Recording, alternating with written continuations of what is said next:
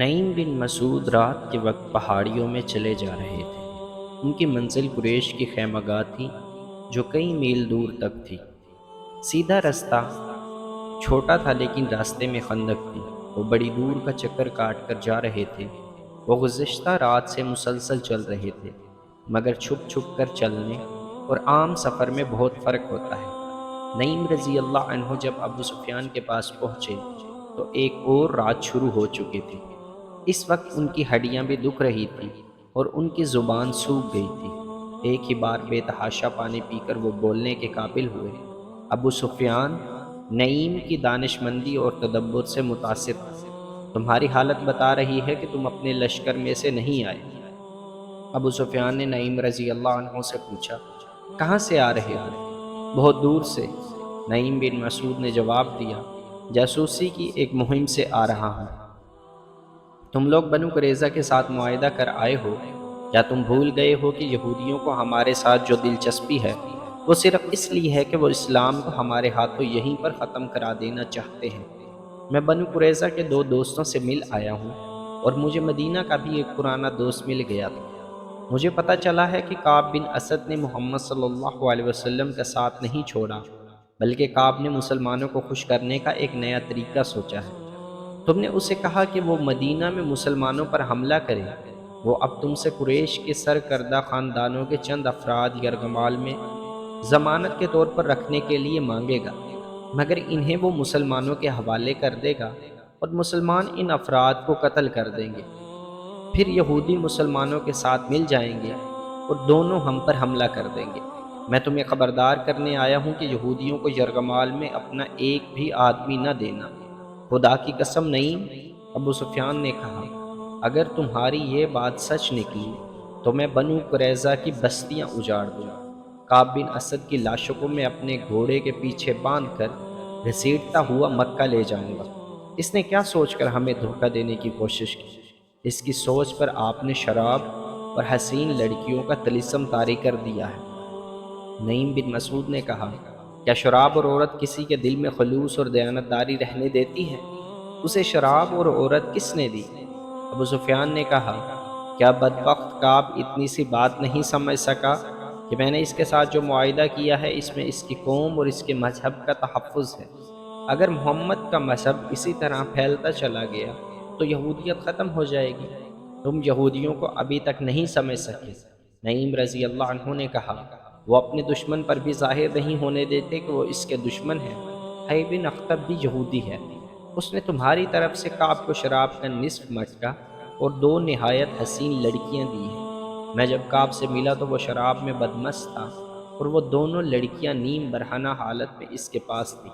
اس نے بدمستی کے عالم میں مجھے کہا کہ وہ اہل قریش کو انگلیوں پر نچا رہا ہے۔ نعیم، ابو سفیان نے تلوار کے دستے پر ہاتھ مار کر کہا، میں مدینہ سے محاصرہ اٹھا کر بنو قریظہ کی نسل ختم کر دوں گا۔ اس کی یہ جرات کہ قبیلہ قریش کے سرکردہ چند افراد کو ضمانت کے طور پر یرغمال بنا کر رکھنا چاہتا ہے۔ تمہیں اتنا نہیں بھڑکنا چاہیے ابو سفیان، نعیم رضی اللہ عنہ نے کہا۔ ٹھنڈے دل سے سوچو اور فیصلہ کر لو کہ کعب کو تم ایک بھی آدمی یرغمال میں نہیں دو گے۔ میں فیصلہ کر چکا ہوں، ابو سفیان نے کہا۔ کیا تم اہل مدینہ کی کوئی خبر دے سکتے ہو؟ وہ کس حال میں ہیں؟ وہ کب تک بھوک برداشت کریں گے؟ نعیم بن مسعود کو ابو سفیان کے پاؤں اکھڑنے کا موقع مل گیا۔ میں حیران ہوں ابو سفیان، نعیم رضی اللہ عنہ نے کہا، اہل مدینہ خوش اور مطمئن ہیں۔ وہاں بھوک کے کوئی آثار نہیں۔ خوراک کی کمی ضرور ہے، لیکن اہل مدینہ کا جوش اور جذبہ ایسا ہے کہ جیسے انہیں خوراک کی ضرورت ہی نہیں۔ اس کا مطلب یہ ہوا کہ ہمارے معاشرے کا ان پر کوئی اثر نہیں ہوا۔ ابو سفیان نے کہا، بالکل نہیں۔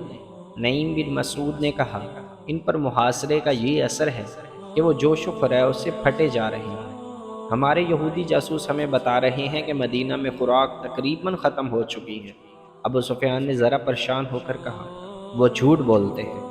نعیم رضی اللہ عنہ نے اسے اور زیادہ پریشان کرنے کے لیے کہا، میں تمہیں پھر کہتا ہوں کہ یہودیوں پر بھروسہ نہ کرنا، یہ بتا کر کہ مسلمانوں کی حالت اچھی نہیں۔ وہ تمہیں اکسا رہے ہیں کہ تم مسلمانوں کو کمزور سمجھ کر کہیں سے خندق عبور کر لو اور مدینہ پر حملہ کر دو۔ وہ اہل قریش اور میرے قبیلے غطفان کو مسلمانوں کے ہاتھوں تباہ کرانا چاہتے ہیں، میں ان کی نیت معلوم کر لیتا ہوں۔ ابو سفیان نے کہا اور اپنے غلام کو آواز دی، اکرمہ اور خالد کو بلا لاؤ۔ ابو سفیان نے غلام سے کہا، نعیم بن مسعود رضی اللہ عنہ یہ کہہ کر چلے گئے، میں اپنے سردار غطفان کو خبردار کرنے جا رہا ہوں۔ خالد اور اکرمہ آئے تو ابو سفیان نے انہیں بتایا کہ نعیم اسے کعب بن اسد کے متعلق کیا بتا گئے ہیں۔ غیروں کے سہارے لے کر لڑائیاں نہیں لڑی جاتی۔ ابو سفیان، خالد نے کہا، آپ نے یہ تو سوچا ہی نہیں کہ بنو قریظہ مسلمانوں کے سائے میں بیٹھے ہیں۔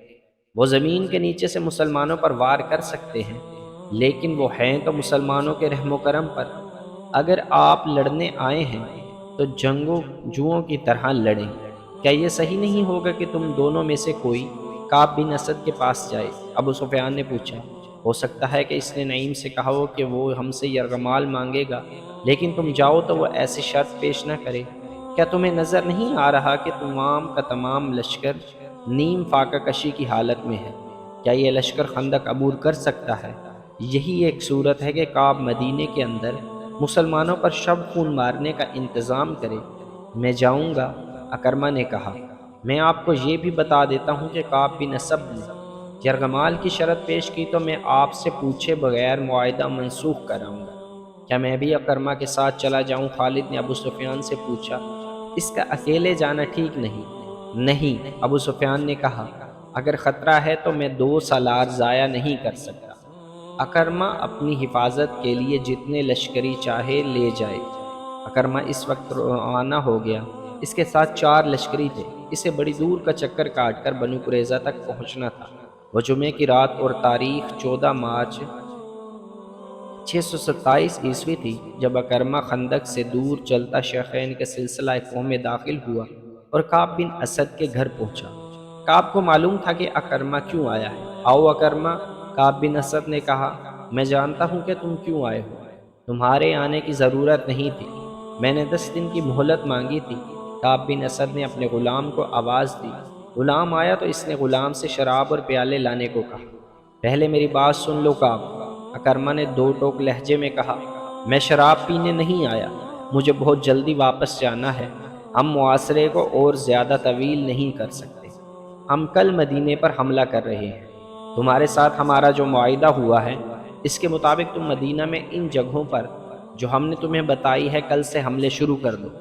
ہمیں یہ بھی معلوم ہوا ہے کہ تم نے ظاہری طور پر ہمارے ساتھ معاہدہ کیا ہے، لیکن در پردہ تم نے وہ معاہدہ قائم کر رکھا ہے جو مسلمانوں کے ساتھ تم نے کیا تھا۔